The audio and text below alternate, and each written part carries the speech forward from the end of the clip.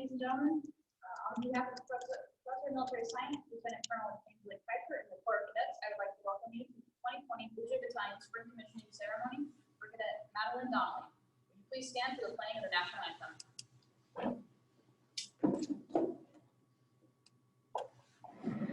Oh, say, can you see by the dawn's early light what so proudly we hailed at the twilight's last gleaming, whose bright stripes and bright stars through the perilous night, for the ramparts we watched were so gallantly streaming, and the rockets ran clear, the bombs bursting in air, gave proof through the night that our flag was still there.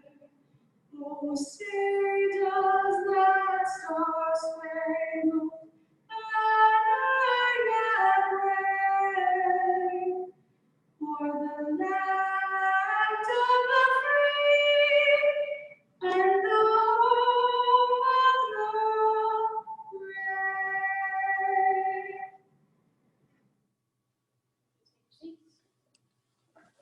It is my distinct honor to present the Professor of Military Science at Johns Hopkins University, Lieutenant Colonel Ainsley Piper.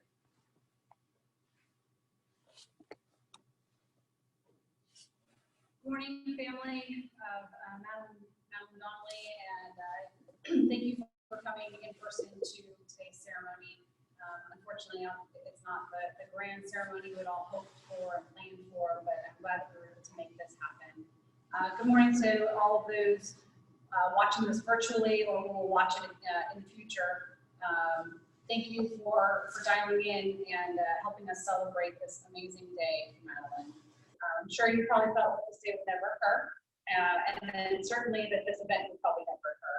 In fact, I think she was one of the louder voices every time we would come in class. It's like, what else can I do for you? What else can I answer for you? They're like, well, when are we going to have a commission ceremony? What's the answer about commission ceremony? Are we going to have a commission ceremony? So, but her and all of her peers were so concerned that they made me go out with this day completely. We really are happy that we're able to make this happen for you as well as for peers. So Madeline, my first experience with Madeline was her junior year at the spring field training exercise down in Fort Pickett, Virginia, which is about 5 hours from here. And she was this little spitfire in front of a platoon yelling at people because no one was doing what she needed them to do, what was the right thing to do. She knew what the right thing to do was, but nobody else was doing it. So she was getting extremely frustrated, and it was a pleasure to sit there and watch her demand excellence, demand the standard, and I'm sure that she's going to continue to take that forward. And that was the image that was so burned into my head. That when it came time to figure out who was going to help lead this battalion with us in the fall semester, she was an easy selection, an easy choice to be our cadet command sergeant major. And that is not an easy position to do. We're training you to be an officer, and now I want you to take a step back and be the senior NCO in the cadet ranks. So, but she did so exceptionally well. She herded the cats, like we like to say, and she really set an exceptional standard for all of her peers going forward. And I have little to no doubt that when she becomes an officer, all these amazing lessons that she learned in ROTC and through her academics are going to serve her well, and she will be that shining light, demanding the standards met on every front. So in just a few moments, we're going to hear some words from our military senior leaders, both civilian and military, welcoming you to the ranks of an officer, a second lieutenant, and some words of wisdom that I hope you take one or two nuggets from them. Over the last year in class and in lab and every chance I get, I've kind kind of harped on some key points over and over and over again. One of them is to be in the right place, right time, right uniform, right attitude, always do the right thing, never be wrong, right? That was definitely one of them. Next one is always, who else, what else? Who else needs to know? Who else can I take with me? Who else can I bring into this? And then what else? What else can I do? What else can I do to improve myself? What else can I do to improve this battalion? And she definitely did both of those very well. And then the last one is always control those things that you can control, because the Army is going to consistently throw curveballs at you. Life will throw curveballs at you. But if you are always able to control those things you can control, then you cannot be wrong. You know, it's controlling your attitude, controlling your uniform, controlling your physical fitness, controlling how prepared you are to lead those soldiers and to do the right things. Because if you fail to prepare, you're preparing to fail. So I'll quickly transition to some welcoming remarks from Dean Beverly Wendland. So Dean Beverly Wendland is Dean for the Prager School of Arts and Sciences. She's who our department falls under at Johns Hopkins, and she is a major supporter of our program and has been instrumental in propelling our program to the next level, both in terms of access and capabilities and resources. So every year she attends our commissioning ceremony, and she's given an opportunity to interact with the graduating and commissioning seniors. And obviously this year she was unable to do so. However, she did want to extend her well wishes to our right now. So hello, on behalf of the Prager Arts and Sciences and the entire Johns Hopkins University, I would like to congratulate members of the ROTC Blue Jay Battalion. You are truly amazing, and I am proud of every one of you. I also want to acknowledge Major General John Evans, Brigadier General Antonio Minera, and Colonel Trevor Hill. I know they have been instrumental in seeing that our cadets are well trained and more resilient than ever in leading our nation's soldiers. Thank you. Every year, in what has become one of my favorite events, I host a special commissioning dinner with the graduating cadets to recognize their achievements and to honor their commitment and upcoming sacrifices to our nation. I'm so very disappointed that due to COVID-19, I am unable to meet you, our remarkable cadets, in person. Your hard work and dedication is so inspiring. Please know that you are in my thoughts and that I'm with you in spirit. While all of our cadets are outstanding in their own right, I want to take a moment to congratulate this year's MS4 Dean Saber recipient, Cadet Nicholas Simmons. And to all of our 2020 cadets who contribute to the greatness of the United States of America. Your love of country and of your fellow Americans is truly unsurpassed. You're willing to sacrifice everything to protect the foundational values and principles of our nation, and we can never repay you, but we can honor and thank you. And on this most special commissioning day, know that on behalf of Americans everywhere, we send you our gratitude, our honor, and our undying respect. Sincerely, Dean Beverly Wendland. And with that, we'll turn our attention to some remarks from our senior military leaders.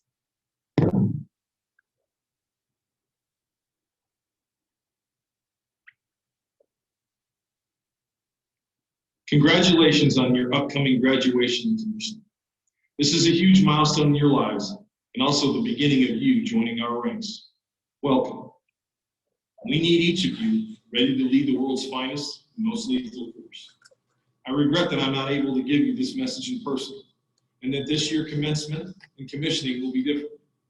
Celebrating your achievement differently shouldn't diminish what you've accomplished here, nor tarnish the pride you should feel.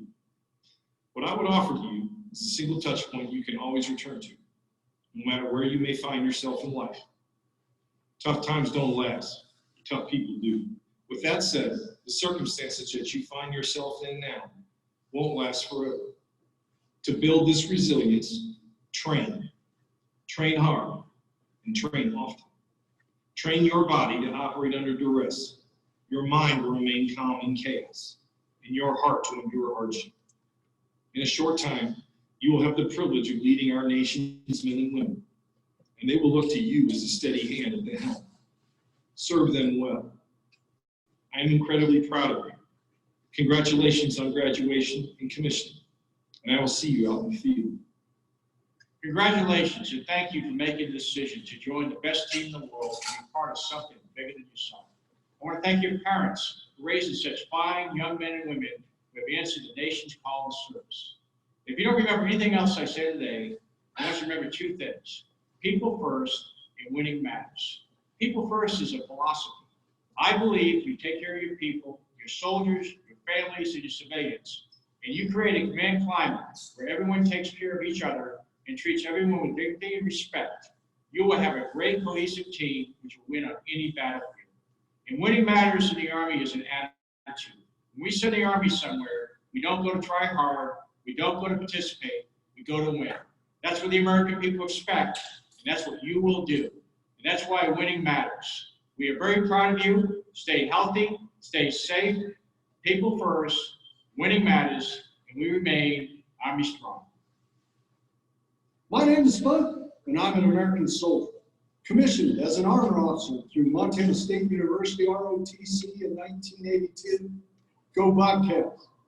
I'm honored to be the 17th Commanding General of the United States Army's Training and Doctrine Command, and the pursuit of victory starts here. What a great day to be a soldier. These young men and women in the audience today are the latest products of a century-old tradition of service to the nation. Let me join the chorus of voices offering congratulations to you and your loved ones.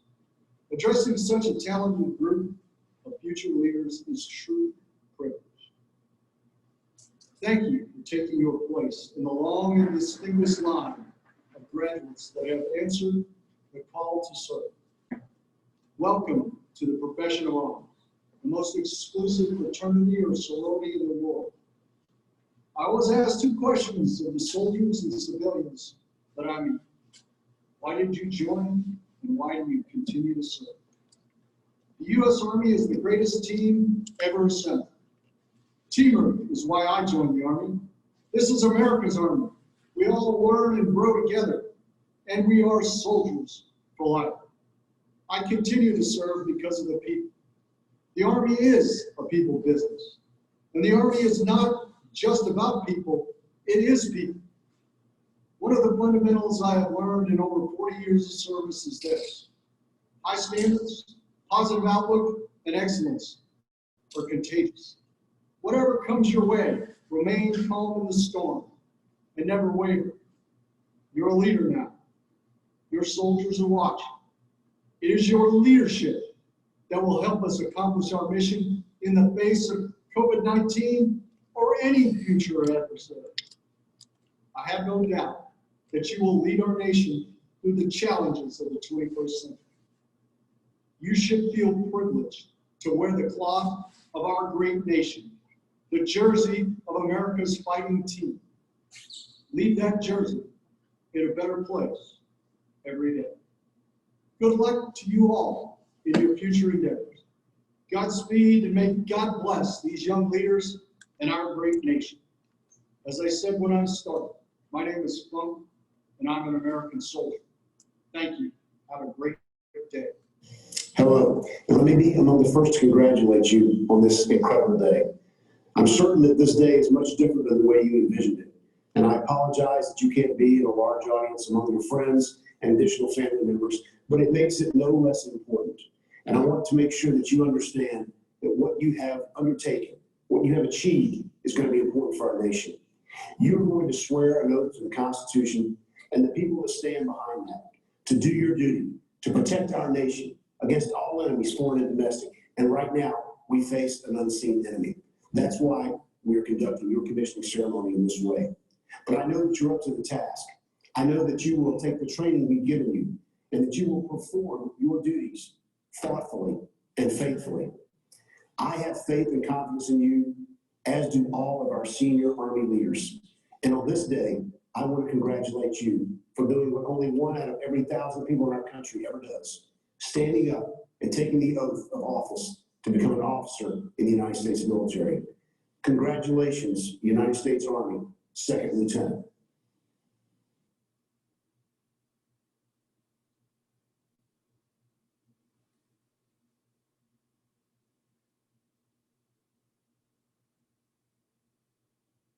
Aloha, everyone, especially to our soon-to-be commissioned officers and graduating seniors.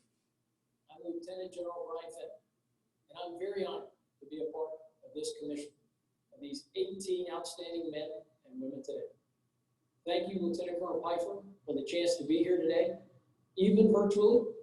I truly appreciate the invite and the privilege of being with you for this special day. And I'll start by welcoming and thanking all our virtual guests today, anyone tuning into this. First, to the soon-to-be commissioned lieutenants, congratulations on a great day and all you've accomplished in your 4 years, and what I know will be a superb career ahead of you. Next to the faculty, the team here at Johns Hopkins that watches over this program, specifically Dean Beverly Wendell. Thank you for all you and your team do for this battalion and the cadre and cadet team. To the battalion that brought you seniors here to this point, thank you, Lieutenant Colonel Pfeiffer, Master Sergeant Jason Stevens, and the 7-person team that you're part of for all you've done to guide and shepherd these seniors, cadets, and soon-to-be second lieutenants over the past 4 years. And very importantly, welcome to the family members of our soon-to-be commissioned second lieutenants. Thank you for tuning in, and congratulations on a great day. And the many ROTC and scholastic achievements you and your cadets have accomplished. You did it together. We know it's a team sport to make it thus far. Thanks as well in advance for giving us your family members to be part of our military. You entrust us with your sons and daughters, your brothers and sisters, your nieces and nephews to serve their country and be part of something much bigger than themselves, via protecting our nation, the Constitution, and our citizens. And we recognize that having your family members in our ranks is a tremendous responsibility. And I can assure you that this is not something that we take lightly. So thank you very much for lending them to us. And I don't want to forget to thank the folks who helped put this commissioning ceremony together. Thank you to everyone that made it possible, especially during this time of COVID. I know these type of events don't just happen. It's people behind and in front of the scenes with a lot of hard work and coordination that make it so.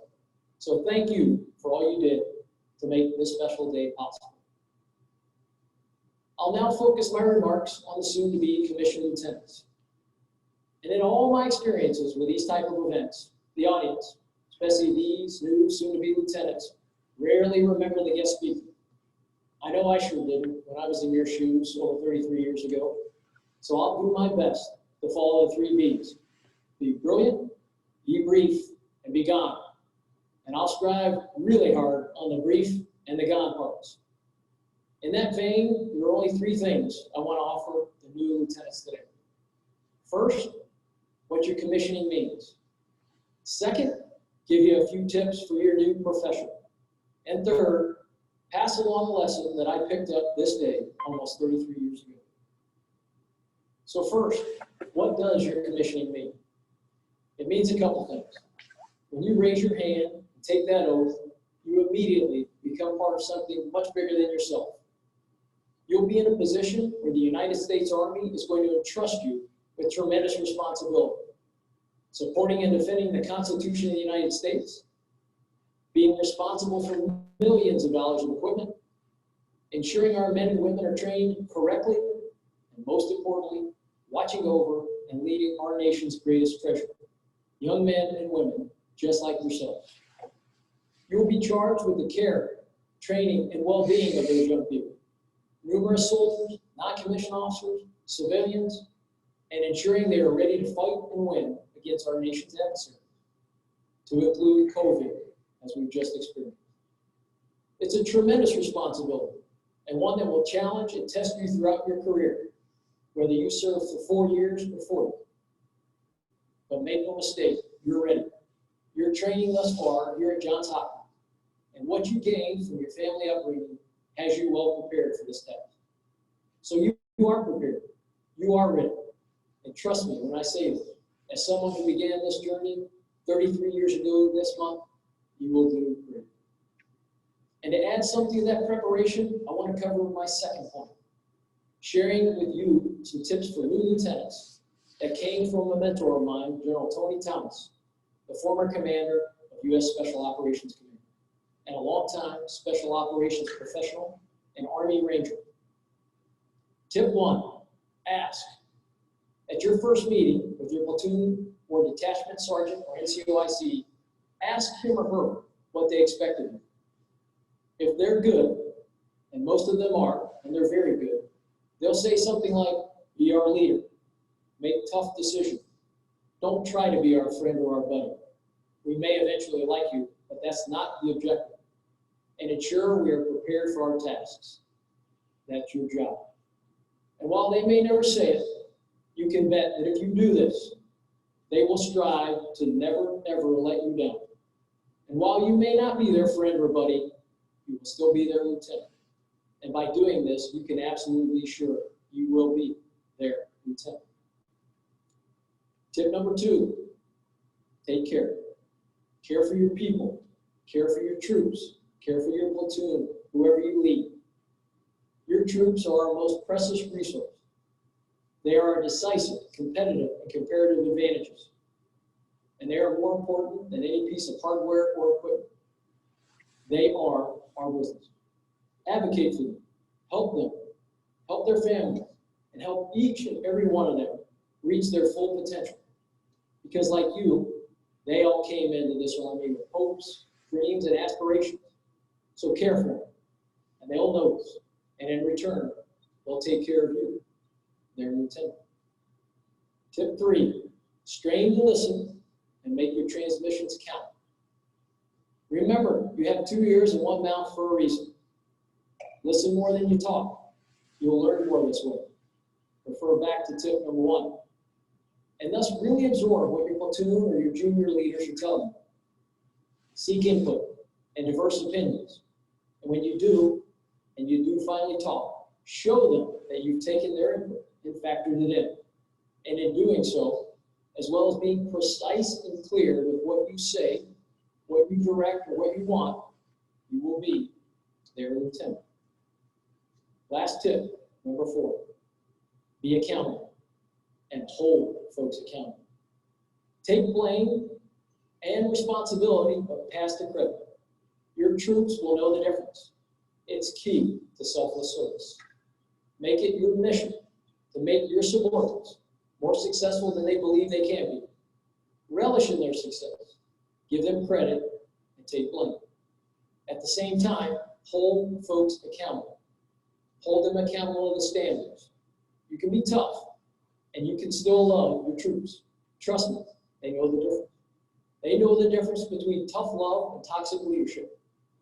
Like a grizzled old football coach or sports coach, strike the right balance of love and leadership, and they'll notice, and you'll be their lieutenant.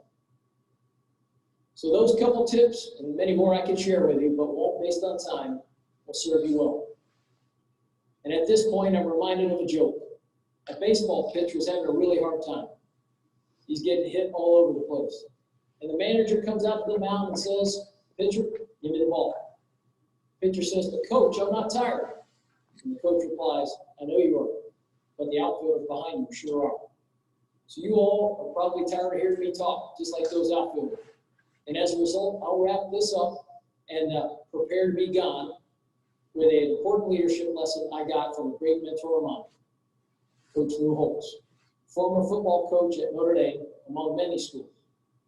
Coach had been a lieutenant in the Army prior to being a football coach, and he was very proud of that. In fact, he used to pride himself on his MBA, except he told us his was not a master's of business, but rather made by Army. And while working for him as a student assistant, he constantly reminded me that one of the keys to leadership was being a happy leader. He said it gave people energy. He said in a world where there were enough Donnie and Debbie Downers with way too much to do, that we needed folks that were just happy to lead others. He called happiness rocket fuel for an otherwise unhappy world. And so he used to ask us all the time, do you want to be happy? And of course, we'd all say yes. Then he'd say something like this: if you want to be happy for an hour, eat your favorite food. If you want to be happy for a day, play a round of golf.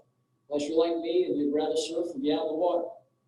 If you want to be happy for a week, go on your favorite vacation. If you want to be happy for a month, buy a new car. If you want to be happy for a year, win the lottery. And at the end, if you were here today, I'm sure he would say, But if you want to be happy for life, really happy for life, and a happy leader, then be a Johns Hopkins ROTC graduate ready to get a commission and serve their nation. And on that note, I want to thank you all for giving me the opportunity to speak today. And I want to congratulate one more time the Army's newest lieutenants and your family. May God bless all of you, your families, our great military, and may God bless the United States of America, the land of the free and the home of the brave.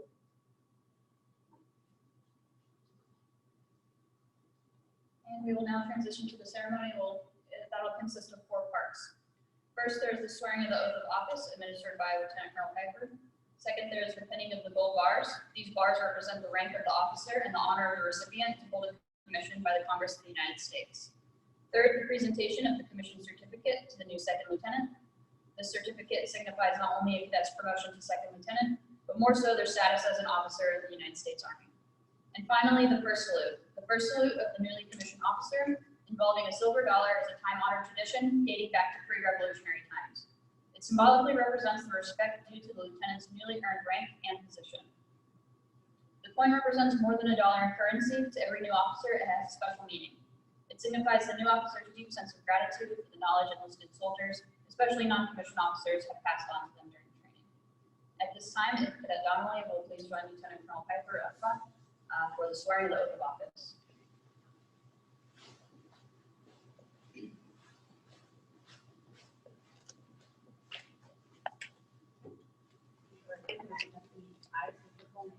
I, Madeline Donnelly, having been appointed an officer, have been appointed an officer in the Army of the United States, in the Army of the United States in the grade of second lieutenant.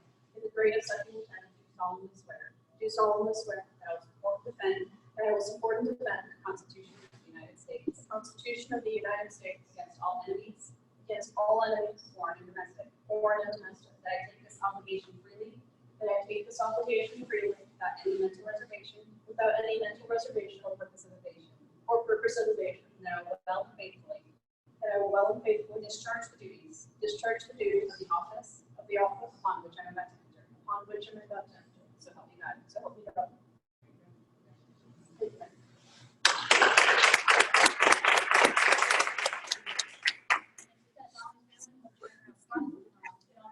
And I will read the bio as you're pinning those bars. Second Lieutenant Madeline Donnelly contracted in the Blue Jay Battalion in the fall of 2017 and will graduate from the Johns Hopkins University with a Bachelor's of Science in Biomedical Engineering. In the fall of 2019, Lieutenant Donnelly served as the Battalion Cadet Command Sergeant Major and later in the spring 2020 semester as JHU's Detachment Commander. Lieutenant Donnelly also mentors cadets in the Blue Jay Battalion, pursuing pre-medical studies. Lieutenant Donnelly will commission as a medical corps officer and matriculate into the medical school in August. She has received a scholarship through the Health Professions Scholarship Program to pursue a medical degree.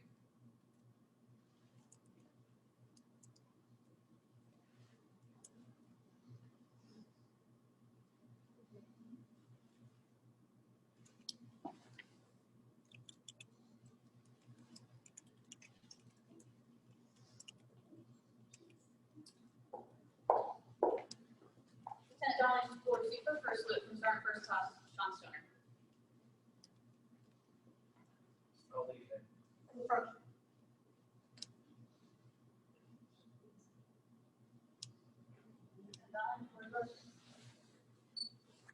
I'd like to thank my friends and family for supporting me on this life of my journey. In particular, I'm grateful for Lieutenant Colonel Piper and Cadre's mentorship and professional guidance, and my father for encouraging me to take this first step in what I hope is a long military career. And my peers in the Blue Jay Battalion, during my best memories of college. Thank you.